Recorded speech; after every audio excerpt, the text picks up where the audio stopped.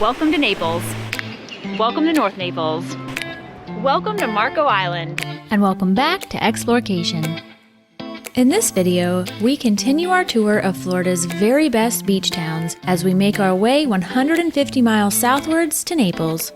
And because Naples, North Naples, and Marco Island are so different but all have so much to offer, we decided to spend a whole day in each. So whether it's adventure, relaxation, or dining that you crave, this video's got something for you. And of course, we just have to drop by a tiki bar or two. Day 1 gets kicked off in Naples, and what better spot to start the day than at the beach? Our late morning beach visit took us to Loudermilk Park, just about 3 miles north of downtown Naples. The beachfront pavilion was still being restored following Hurricane Ian, and the cafe was still closed during our visit, but the restrooms were open and fully operational, as were the rinse-off stations. Just north of the restrooms, we found this nice gazebo overlooking the beach and one of several boardwalk beach accesses. We found the beach here to be wide, but not too far of a walk to the water, which was a beautiful turquoise blue on this sunny February day. If you're enjoying this video so far and would like to see more Florida beach town content, be sure to subscribe to our channel and turn the notifications on. So first impressions of the beach here in Naples is that it is gorgeous.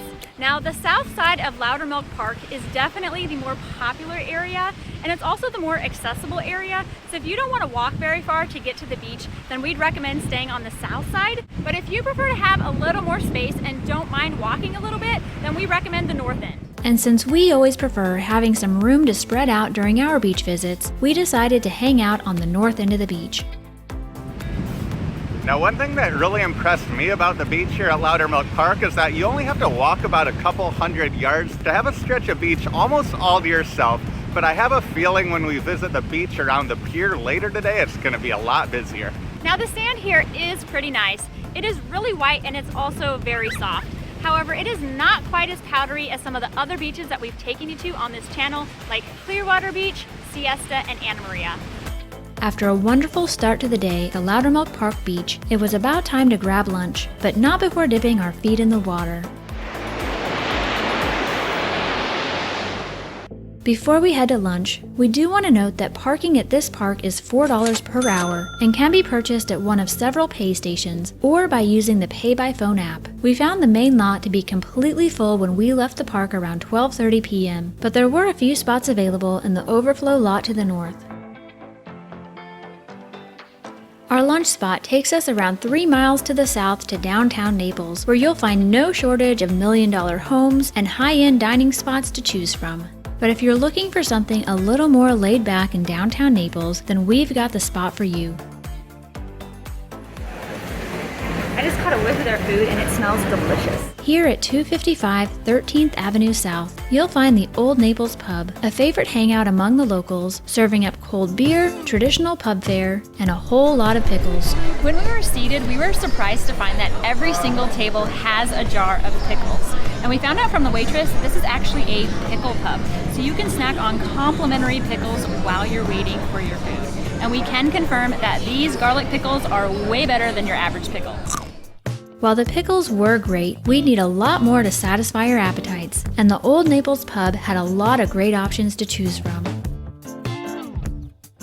I opted for the Port Royal Patty Melt, while Skylar went with the BLT soup and sandwich combo, which came with the soup of the day, lobster bisque. The service was great and our food came out quickly, despite the pub being quite busy on this Saturday afternoon. Up first was the patty melt, which came on some amazing toasted marble rye.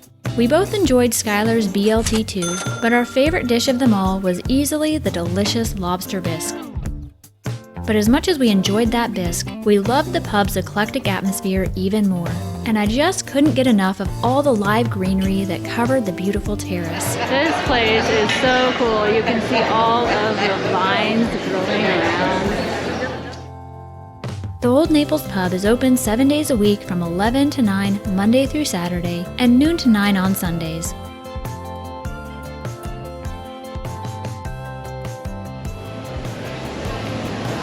This little downtown area here in Naples is so cute. As much as I would have liked to spend hours exploring this downtown that is straight out of a postcard, we had an equally beautiful spot to get to. So from all the research we've done, we knew that Naples was going to be pretty upscale and ritzy. And we actually lived in Sarasota for 7 years, which is pretty upscale itself. But after visiting downtown Naples, we can confirm that it is on a whole nother level. Thankfully, we were still able to find a lunch spot downtown that was full of character and also fit into our budget. Our third stop of the day had us heading another 2.5 miles southeast down the gorgeous palm tree-lined roads that seem to be everywhere in Naples.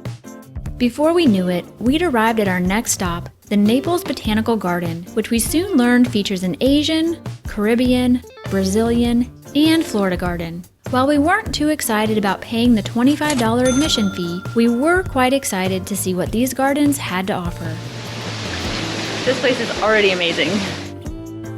One thing that definitely helped make these gardens worth the price of admission was the live music performance overlooking the tranquil water garden. In fact, this was one of the most unique and beautiful venues to watch a music performance that we'd ever seen, and we would have loved to enjoy the entire set from this amazing flamenco two-piece. But we still had 170 acres of beautiful gardens to explore, so we would have to keep moving. There are stops in the gardens here where you can scan a QR code and it will pull up a video that tells you more about the botanical gardens. We also found signs throughout the gardens displaying a phone number that you can text to ask questions about the plants. Without a doubt, the thing that amazed us most in the gardens was the ceiba tree. With its green trunk covered in sharp brown thorns, we both thought the tree looked like something from another world. They say it's from Brazil, but I think it might be from another planet. About an hour into our tour of the gardens, we were finding them to be one of the highlights of our day, and not only were these gardens absolutely massive, but offered something new and beautiful to look at around every turn.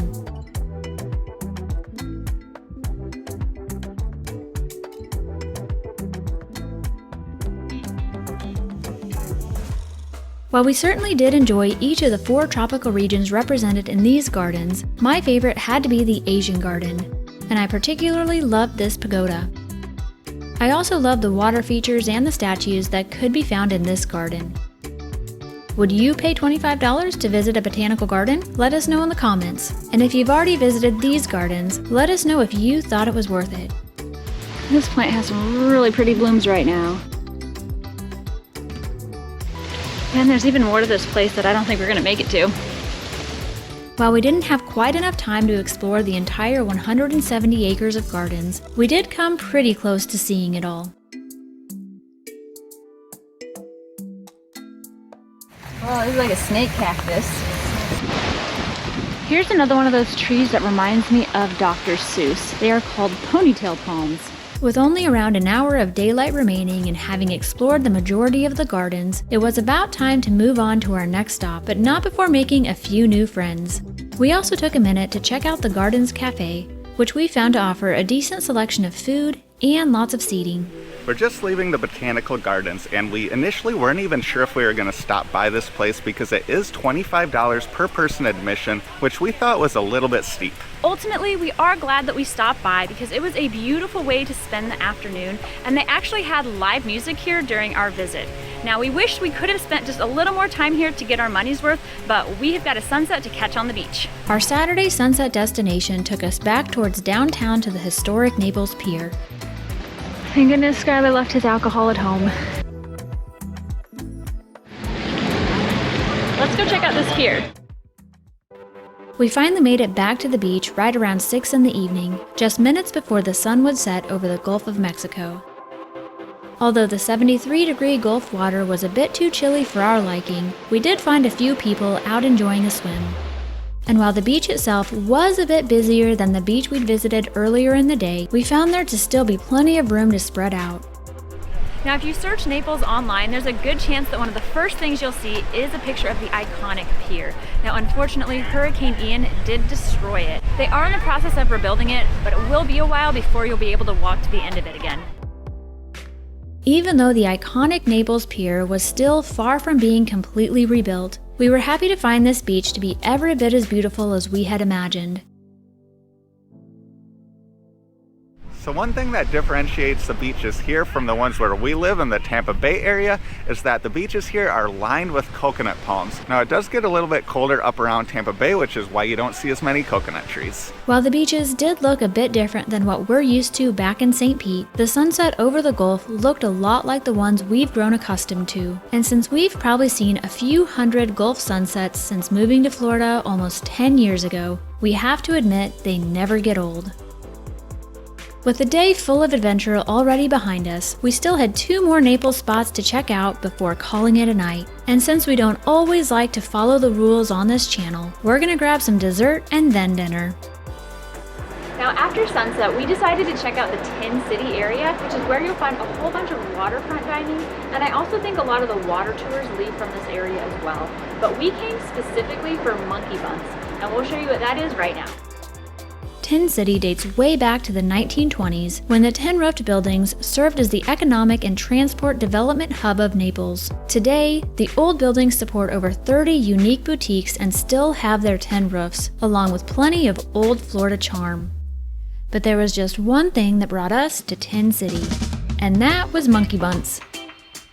Here we found a variety of sweet treats, plus coffee and smoothies. But the treat that Monkey Buns is most well known for is their monkey bread.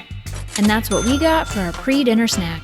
This was the first time we'd seen monkey bread on a menu in Florida, let alone a place that actually specializes in it. And considering how much we both love monkey bread, it's safe to say we were pretty excited. We're happy to tell you that Monkey Buns did not let us down, as we found both of our orders to be delightful. And while we were quite happy with both our blueberry pie and pecan pie monkey bread selections, if we had to pick a winner, it would be the pecan pie. Monkey Buns is open 7 days a week. For a menu and hours, visit monkeybreadfactory.com. With yet another destination checked off the list, our day in Naples was almost complete, but we've still got one more spot to take you. So our first day in Naples has been a lot of fun, but as we expected, it's also been pretty expensive. But thankfully, our last stop of the day is known for having inexpensive food and drinks, so we'll see you inside. We arrived at Harold's place around 8 p.m. Exhausted and, as you might expect, not that hungry, but we knew we should eat something for dinner other than monkey bread. Plus, we just really enjoy tiki bars. We found Harold's place to offer a good selection of sandwiches, burgers, baskets, and salads, all at very reasonable prices. To my amazement, Skylar actually ordered a salad, but I soon realized why when it came out covered in bacon and blue cheese. The salad was huge and delicious, and at just $10.95 seemed like a real bargain for Naples. I went with the Southwest chicken sandwich, which was a bit more pricey, but worth every penny. And while we had to be up early in the morning and hadn't planned on ordering drinks, Skylar just couldn't pass on an $8 frozen rum cocktail, which was quite tasty and very strong. We have to say that Harold's place was a delicious way to end the day, and it was a nice break on the budget as well.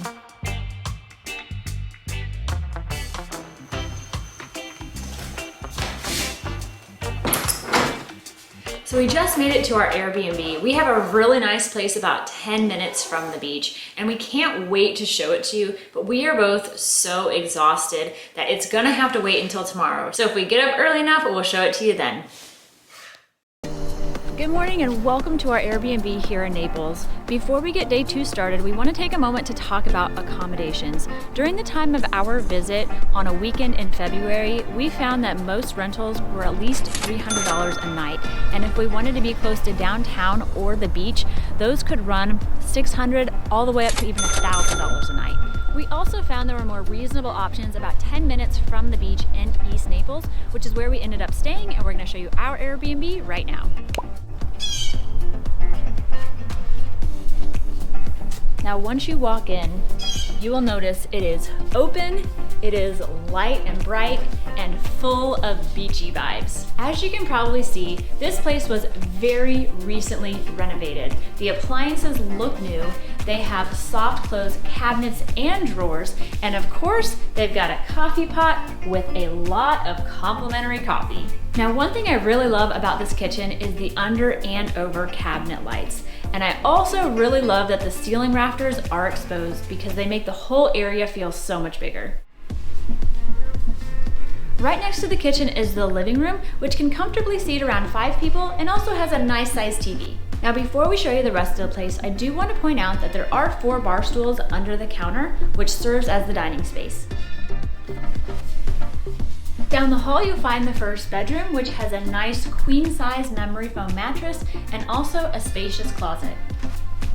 Across the hall you'll find the main bathroom, which has a nice walk-in shower and also a vanity where you'll find your hairdryer and your towels. Now at the end of the hall you will find the master bedroom with another queen-size memory foam mattress and also a walk-in closet. And this closet also has a washer and dryer. And next to the closet is the master bathroom. It has another walk-in shower and also a vanity with towels and another hairdryer. And I also want to point out one of my favorite features. That has to be the light-up mirror. Another one of our favorite features of this Airbnb was the outside courtyard area, which is tropically landscaped, has a fire pit, a grill, and lots of comfortable seating, and sits right along this beautiful, relaxing canal. Another great thing is that the owners of our unit also own 3 neighboring units. The 4 units together share the outdoor common area space and can sleep up to 16 people total, making them a great option for large groups. Now that we've shown you our wonderful Naples Airbnb, it's time to get this second day started. But first, we have to grab coffee and a big breakfast. We're actually heading to a place that was recommended by one of our viewers, so we'll see you there soon. It didn't take us long to realize that Seed to Table not only has some great options for breakfast and coffee, but also pretty much everything else that you could ever want to eat or drink.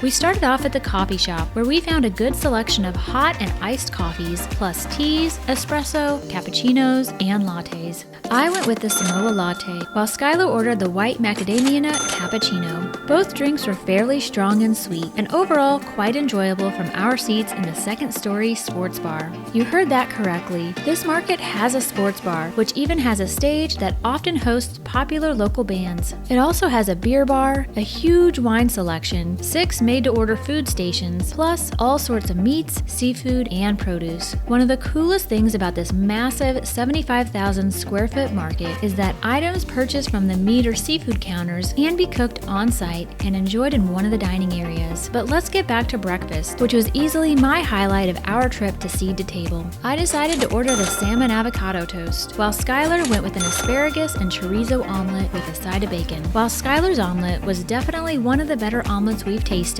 the winner was my avocado toast, which was a bit pricey, but totally worth it. And because the sign said so, I was even nice enough to share a bit of it with Skylar. With everything Seed to Table has to offer, one could easily spend a few hours here, but we had one purchase to make before we'd have to get going. Let's go repeat. The second stop of our day in North Naples would take us around 15 miles to the northeast for a one-of-a-kind experience. We arrived at the Bird Gardens of Naples around 10:30 a.m., a half hour before our 11 o'clock tour. While we weren't exactly sure what to expect from this tour, we knew the online reviews of it were phenomenal, and we were so excited to explore and learn all about this exotic bird sanctuary. Our tour started off with a meet and greet with a few of the birds. The first of who we met was Boobala, the African gray parrot. Next we met Scarlet, the pretty scarlet macaw who had a big personality. Hi, Scarlet. You're a pretty bird. Next we met these cockatoo and Amazon parrot friends, and while we didn't catch their names, they sure were friendly. After learning some about the birds and how to feed them from their owner, Carrie Ellen, it was about time to go meet the rest of the birds. But first, there was one more friendly cockatoo that just had to come over and say hi. So we already learned that this place is way more than just a bird rescue. And while they do rescue some birds, the majority of the birds here were pets whose owners just couldn't take care of them anymore. Now, if those birds are able to be rehomed, they will help them find their perfect match. Otherwise, they get to live here long term. Now, this tour is completely free. They want to make sure that everybody has access to experiencing this, but because of that, they book up fast. So if you want to have this experience, we would recommend booking in advance. They also do rely 100% on volunteers and donations. So if you do get a chance to visit, we would recommend giving what you can. They also do encourage you to feed the birds here, so make sure to show up with some unsalted almonds. With the tour officially underway, it was time to meet the more than 200 birds who call these gardens home. We first came across these beautiful peacocks, and while we weren't sure whether or not they enjoyed unsalted nuts, we soon found out that they did.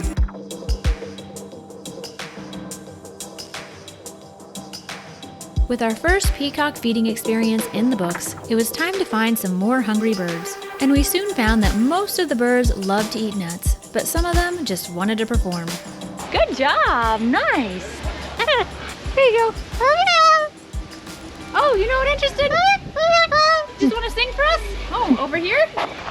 Oh yeah. Nice. Are you sure you don't want a nut?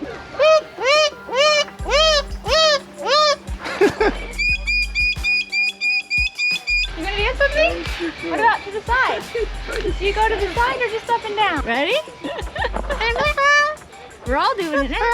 What are you saying? Are you saying your name? What's your name? Are you Richard? Are you Richard? Richard? Who are you? What was your name? Hi, Richard. Are you? Okay, all right. You definitely deserve that. Thank you, Richard. I heard you whistling over here. Was that you whistling? Yeah, it was you whistling? Oh. It's like glamour shots over here. While the Bird Gardens of Naples is certainly known for its tropical birds, you will find some birds that aren't tropical, and some animals that aren't even birds. There's also an emu here. He's like, yep, I'm ready. Just give me the whole bag. Wow, he would eat like all of them. Seriously, that emu was like going for the bag. This emu will take them all. All right. All right, see you later. It's following me. It seems like I've got this bag. This emu's gonna follow us home. Skylar, don't put the emu on me. Go get her. We were able to escape the hungry emu with almonds still left in our bag, and we had no problem finding some birds to help us get rid of the rest of them. He was like so gentle. I'd say a lot of them were really gentle. Yeah. It's just that emu that was really aggressive. There's enough nuts for everyone. Come on now. They're being patient. They're waiting. All right. Hello. Hello. Oh, this one definitely wants one. This one too. Good thing we got a big bag of nuts. That one. I think this guy wants seconds. No, no second. After feeding more birds than we could count, our almond supply was finally beginning to run low, and we noticed that there weren't too many people left in the gardens. We decided it was time to move on to our next destination, but not before paying one final visit to a couple of our favorite cockatoos. All right, are you ready for your nut? You want a nut or you want to dance? No, this guy just wants to dance. Yeah, you don't even care about nuts. You just want to dance. We'll watch you dance. You dance really nice. What's your name? Hi, Richard. You want a nut, Richard? Do you like pecans? I'm not very convinced you like pecans. It's very nice to meet you, Richard. So we were having such a good time feeding and talking to all of those birds that we didn't even realize that pretty much everyone else had already left. So it's time for us to get out of here and check out our next spot. Now, if you're at all interested in birds, then the Bird Gardens of Naples is a must stop. Most of them do like to eat the nuts, but some of them just like to dance. Our third stop of the day took us just 4 minutes away to the Corkscrew Sanctuary. What makes this park so special is that you can visit 6 native habitats all within a 2¼ mile trail. The 6 native habitats are pond cypress, lettuce lakes, central marsh, bald cypress, wet prairie, and pine flatwood. We learned on the way in here that some of these cypress trees are between 500 and 600 years old.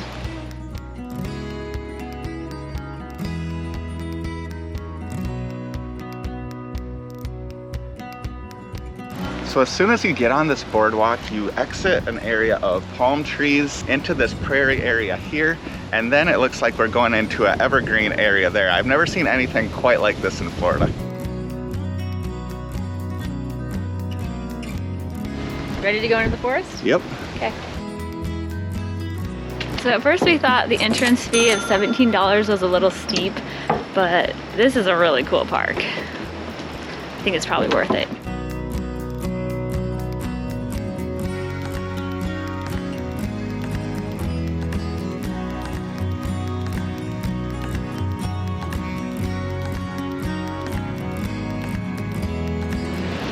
I just saw something go under the water, but I couldn't tell what it was.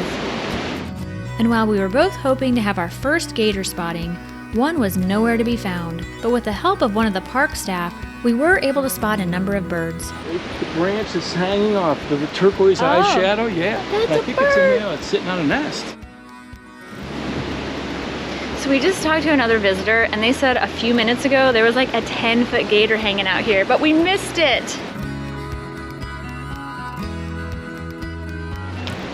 So if you're into birding or just animal spotting in general, then you'll want to bring your binoculars on this trail. We've seen so many people walking around with binoculars, and I'm pretty certain they are getting some great views of the animals here. I did spot a gator, but it's very, very small. We'll see if we can get a closer view of it. Well, it's a little gator, but still a gator. Just chilling on a log. Having fun? Oh yeah, just wish we had more time here. Yeah.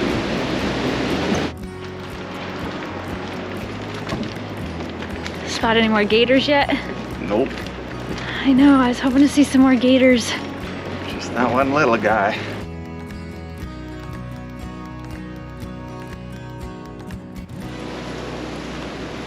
We could definitely spend hours here. So currently this park is only open till 3 and the last admission time is around 1.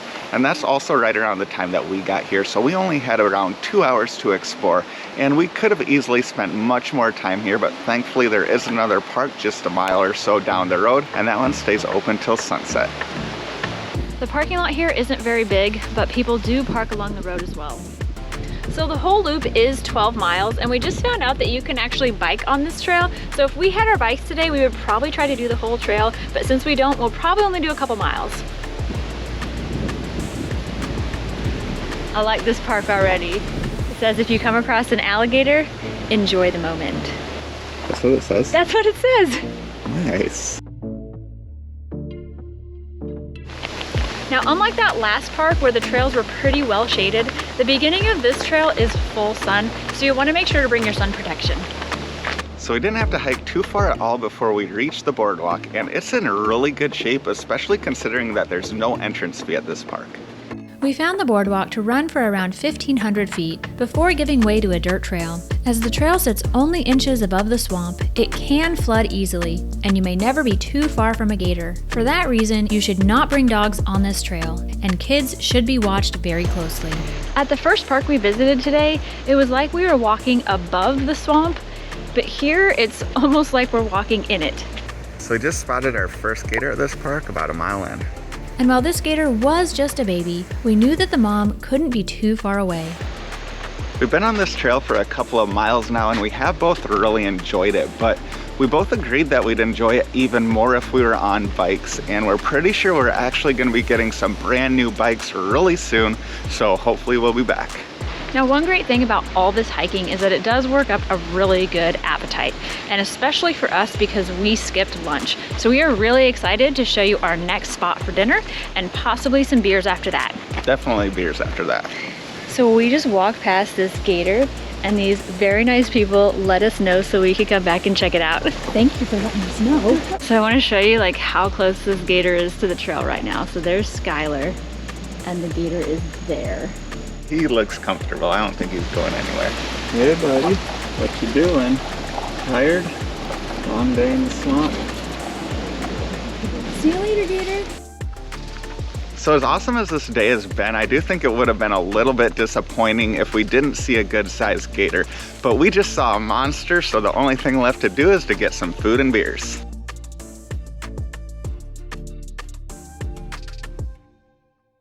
Our craving for Mexican food took us a few miles back southwest towards Naples, where at 4075 Pine Ridge Road, you'll find Taqueria Jalisco. We found this highly rated, authentic Mexican restaurant to be bright and full of character, and we couldn't wait to see what their menu had to offer. We actually found the menu to be pretty small, but based on our personal experience, the spots that only do a few things usually do those things very well. We started things off with a beer for Skylar and a huge glass of refreshing cantaloupe juice for me. We followed that up with some chips and guac. We found the chips to be very thick and quite good, while the guac was amazing and may have been the highlight of the meal. Next up came a shrimp tostada for me and a beef burrito for Skylar. We found both to be quite tasty, especially when paired with the taqueria's fantastic homemade salsas. With our legs sore and our stomachs full, there was just one way to cap off this day of adventure, and that was with a few beers, and Anchor Lab Brewing had us covered. Located at 3555 Bayshore Drive in West Naples, we found Anchor Lab to be a great-looking brewery with lots of outdoor and indoor space to get comfortable. As you would expect, they had a good selection of beers to choose from too, including a really solid New England IPA and a unique and delicious mango Mexican lager. Both beers were refreshing and sure did hit the spot after a long day full of hiking. So much so that Skylar just had to go back for another. With 2 days of Naples adventure now in the books, we still have one more big day to go, and that takes us around a half hour south to the beautiful Marco Island. And you can catch up with us there by clicking here right now. Thanks for watching!